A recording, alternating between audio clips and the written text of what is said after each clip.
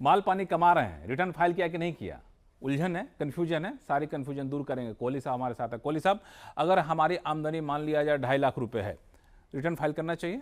2.5 लाख है, old regime में है, उससे नीचे है, साधारणतया नहीं करनी चाहिए। अगर हमारी आमदनी 4 लाख रुपए है तो न्यू रिजीम में है, पहले चेक कर लीजिए ओल्ड और न्यू रिजीम के हिसाब से। अगर न्यू रिजीम चूज कर रहे हैं तो 4 लाख, वो 2.5 लाख 4 लाख बन जाता है, फिर जरूरत नहीं है। पर अगर रिफंड, मैं उस पर आऊंगा।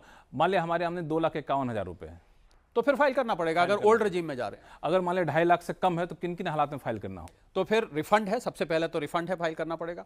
कोई बैंक में बड़े ट्रांजैक्शन किए हैं आपने तो फाइल करना पड़ेगा। कोई प्रॉपर्टी जिसमें ना प्रॉफिट हुआ है ना लॉस हुआ है पर ट्रांजैक्शन किया है तो फाइल करना चाहिए। अगर हमने साल भर में 1 लाख से ज्यादा बिजली का बिल चुका है, आमदनी 2.5 लाख से कम है, तो फिर करना चाहिए। इन सारे हालात में फिर तो वो सारे के सारे क्रेडिट कार्ड में आपने 2 लाख से ज्यादा का ट्रांजैक्शन किया है, आपने बिजली का बिल 1 लाख से ज्यादा भरा है, फिर वो सारी कंडीशन अप्लाई हो जाती है। आपकी आमदनी 2.5 लाख से कम हो या 4 लाख से कम हो, कोई फर्क नहीं पड़ता। एक सवाल और, चलिए हम रिटर्न फाइल करने चल देते हैं।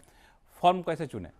फॉर्म चुने अगर आपकी सैलरी से इनकम है, एक प्रॉपर्टी है और थोड़ा बहुत कैपिटल गेन है, ITR 1। अच्छा। अगर आपका कैपिटल लॉस है, शेयर में ज्यादा ट्रांजैक्शन किए हैं, ITR 2। और अगर आपकी साथ में कंसल्टेंसी या बिजनेस इनकम है, ITR 3। और अगर आप प्रिजम्पटिव टैक्स यानी कि जिसमें वो बुक्स ऑफ अकाउंट नहीं रखनी होती तो फिर ITR 4, उसको सुगम कहते हैं, पहले वाले को सरल कहते हैं। सरल भाषा में, अगर हमें सिर्फ सैलरी से आमदनी है तो कौन सा फॉर्म? अगर खाली सैलरी से आमदनी है तो ITR 1 चल जाएगा। शर्त यह है कि एक हाउस प्रॉपर्टी से ज्यादा नहीं होनी चाहिए और आपका कैपिटल लॉस वगैरह नहीं होना चाहिए। अगर इतना है, ये 3 सोर्सेस हैं तो ITR 1 चल जाएगा। सैलरी चाहे कितनी भी हो? सैलरी चाहे नहीं, सैलरी कितनी भी हो नहीं चलेगा, 50 लाख तक का है। अच्छा, 50 लाख से ज्यादा सैलरी है, सिर्फ सैलरी से आमदनी है तब? तो फिर ITR 2 पे आ जाइए। अच्छा, मान लिया सैलरी से आमदनी, थोड़ा बहुत शेयर से आमदनी हो रही है तो? थोड़ी बहुत शेयर्स में आमदनी हो रही है, 50 लाख से कम सैलरी है, ITR 1 चल जाएगा। ITR 1 चल जाएगा। और मान लिया शेयर से ठीक ठाक आमदनी हो, घर से आमदनी हो रही हो, 2 प्रॉपर्टी हो तो? ITR 2 पे चले जाइए, आंख बंद कर। तो ज्यादातर मामले में ITR 2 फाइल। ITR 2 थोड़ा लंबा है। अच्छा, मान लिया जाए 31 जुलाई नजदीक आ गई, अब तो ITR फाइल करने का आखिरी समय है, दस्तावेज नहीं है लोगों के पास, कंफ्यूजन है, किसी के पास बैंक स्टेटमेंट नहीं है, किसी के पास कैपिटल गेन्स लॉस का हिसाब किताब नहीं, क्या करें? ये सबसे बड़ा कंफ्यूजन है क्योंकि समय बहुत कम बचा है। मान लीजिए आप फंस गए हैं, कोई कागज नहीं आया है, तो इसमें बहुत सारे लोग क्या कर रहे हैं, आप 2 चीजें कर सकते हैं। या तो आप बिलेटेड रिटर्न का फायदा उठा सकते हैं, यानी कि 31 दिसंबर तक आप एक फी जमा करके फाइल कर सकते हैं। और कुछ लोग ये भी कर रहे हैं कि रिटर्न फाइल कर रहे हैं आधी अधूरी, उसके बाद उसको रिवाइज कर सकते हैं 31 दिसंबर तक बिना फी दिए और 31 मार्च तक 5,000 रुपए फी देके, तो ये भी आप कर सकते हैं। अच्छा, मान लिया हम 5,000 रुपए देने को तैयार, हम सोचे 31 जुलाई के बाद ही करेंगे, तो नुकसान है क्या? 5,000 देखिए, बिलेटेड रिटर्न और रिवाइज रिटर्न को बहुत अच्छे से देखा नहीं जाता है। तो मैं ये सलाह दूंगा, मजबूरी हो तभी करिए, जानबूझ के या आलस में आके के छोड़ो अभी तो आज 2 दिन में मेरे से नहीं हो पाएगा, ये सोच के मत करें। तो क्या करें? नहीं, फिर फाइल कर दीजिए ना। फाइल कर, जितनी जानकारी उतने से फाइल कर, उतना फाइल कर दीजिए। क्योंकि अगर देखिए, अगर कागजात ही नहीं है, दस्तावेज ही नहीं है, फिर तो आप मजबूरी है, फिर तो कोई दिक्कत नहीं है।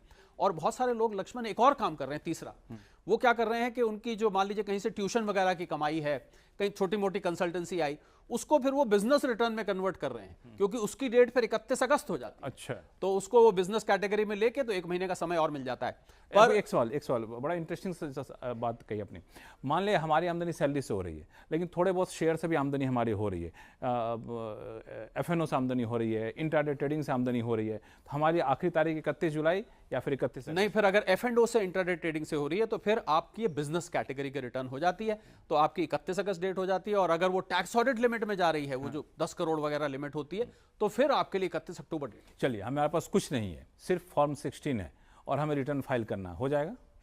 देखिए, ये डिपेंड करेगा कि समय कम है, इनकम क्या है आपके पास। अगर आपके पास खाली सैलरी की इनकम है तो देखिए, नॉर्मली क्या हो रहा है कि हमें बैंक स्टेटमेंट एक बार देखनी चाहिए। और इसका शॉर्टकट बता दूं आपको, अपना 26AS और AIS खोल के देख लीजिए।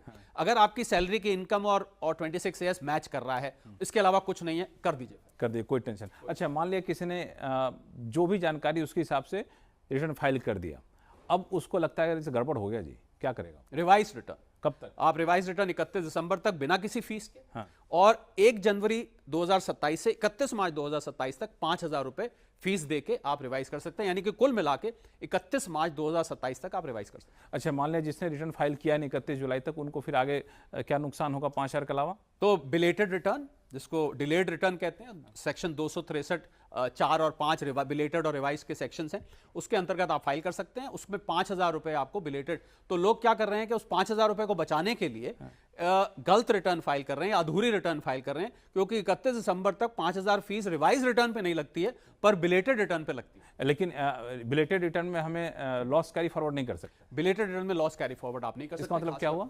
इसका मतलब पीछे से अगर आपका कोई लॉस चला आ रहा है, आपको कोई बिजनेस में लॉस हुआ है जिसको आप आगे आने वाले सालों में जाके यूज करना चाहते हैं, वो आपके पास से एडवांटेज चली जाएगी। चलिए, अभी कोई रिटर्न फाइल करना चाहता हूं, मुश्किल से चंद घंटे बचे हैं, 3 टिप्स। पहली टिप 26AS खोल के देखिए, दूसरी टिप AIS खोल के देखिए, तीसरा बैंक स्टेटमेंट बैंकों के चक्कर में मत भाजिए, ऑनलाइन करिए और एक बार अपनी बैंक स्टेटमेंट पर नजर मार लीजिए। मेरा तजुर्बा यह कहता है, अगर आपने बैंक स्टेटमेंट को पूरा अच्छे से एक बार देख लिया है तो बाकी कागजात कम भी हैं तो काम चल जाता है। चलिए, तो अब फाइल कर लीजिए, समय बहुत कम है, इंतजार मत करिए, कंफ्यूज मत रहिए।